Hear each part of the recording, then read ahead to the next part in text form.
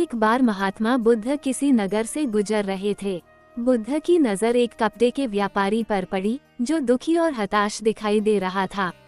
बुद्ध चलकर उनके पास गए और पूछा कि हे भांते, तुम इतने उदास क्यों हो? अगर तुम मुझे अपनी चिंता का विषय बताओ तो मैं तुम्हारी कुछ मदद कर सकता हूँ। कपड़े के व्यापारी ने बुद्ध को प्रणाम किया और उनको अंदर बुलाया। उस व्यापारी ने कहा कि जब से मेरी पत्नी की मृत्यु हुई है, तब से मेरे घर पर मेरे छोटे बेटे की देखभाल वाला कोई नहीं है, इसलिए मैं हमेशा इसको अपनी दुकान पर लेकर आ जाता हूँ।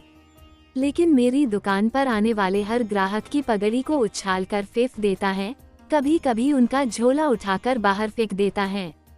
मैंने इसको बहुत समझाया, डांटा, लेकिन यह नहीं समझा। इसकी इस हरकतों की वजह से मेरे सारे ग्राहक खुद को अपमानित मानकर वापस चले जाते हैं।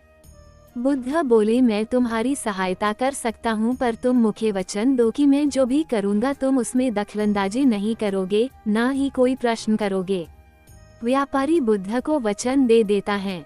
अगले दिन बुद्ध एक पगड़ी पहन कर आए और एक ग्राहक की भांति आकर बैठ गए। व्यापारी का बेटा आया और बुद्ध की पगड़ी को उछाल दिया।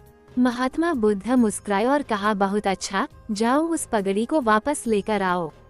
वह बच्चा दौड़कर गया और पगड़ी लाकर बुद्ध को दे दी।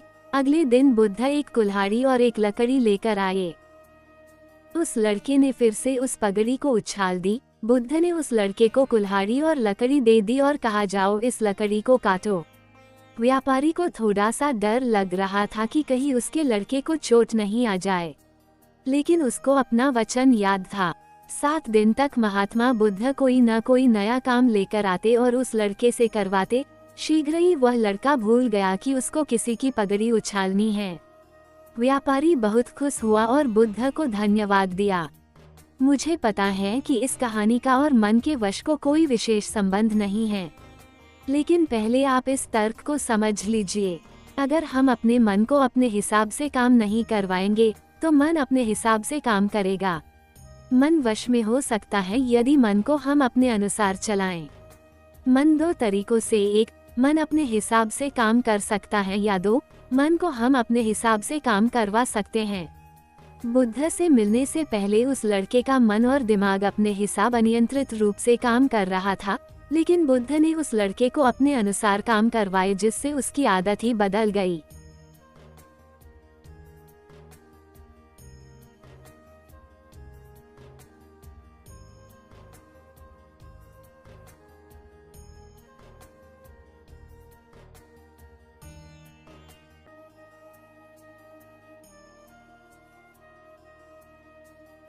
कहानी अच्छी लगी हो तो चैनल को सब्सक्राइब करें और दोस्तों के साथ शेयर करें।